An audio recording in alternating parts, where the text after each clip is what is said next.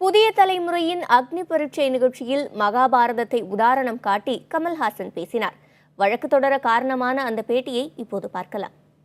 இப்போ நீங்க சமூக நீதி கொள்கை கொண்டு வந்தோன்னீங்க. ஆனால் பிரச்சனை இன்னமும் ஆணவ படுகொலைகள் நடக்கக்கூடிய ஒரு சூழலாக தமிழகம் இருந்துகிட்டே இருக்குது. அது மாதிரி கேவலம் உண்டா? நம்ம முன்னாடி செல்ஃபோனில் பேசுகிறோன்னு சொல்லிக்கிறோம். இன்னும் ஆணவ படுகொலைகள் பண்ணிக்கிட்டு இருக்கிற ஒரு ஊராகவும்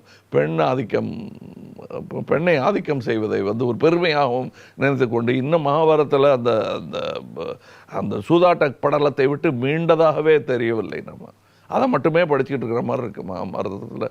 நீங்கள் மகாபாரதப்படி வாழ்க்கையை நடத்தி கொண்டிருந்தால் கூட அந்த ஒரு அத்தியாயத்தை விட்டு நீங்கவே இல்லைங்கிற மாதிரி தான் இருக்குது. சமீப காலங்களில் அந்த பெண்களை பற்றி பேசினதுனால கேட்குறேன். பெண்களுக்கு எதிரான வன்முறை, குறிப்பாக திரையுலகத்தில் இருக்கிற பெண்களுக்கான வன்முறை அதிகரிப்பதற்காக இந்த ஒரு 2-3 வார செய்திகளை பார்க்குறோம். இதையெல்லாம் எப்படி பார்க்குறீங்க? இந்த விஷயங்கள் ஏன் கூடுதலாக இருக்குது அப்படின்னு பார்க்க வேண்டியிருக்குது? இல்லைங்க, இப்போ ஊடகங்கள் பெருகி விட்டது. அதனால் பெருசாக எல்லாம் தெரியணும். அதனால் இதெல்லாம் இப்போ பெருசுப்படுத்தாதீங்கன்னு நான் சொல்ல மாட்டேன். அதான் நான் சொல்வேன். எங்கேருந்து வந்தது இதுன்னா, ஏன் மகாபாரதத்தில் பொம்பளை வச்சு சூதாட்டினது புத்தகமாக படிச்சுட்டு இருக்கிற ஊர் இது. அதை பெரிய புத்தகமாக வைத்து பாராட்டி கொண்டு இருக்கிற இந்த ஊரில் அது நிகழ்வதில் ஆச்சரியம் இல்லை.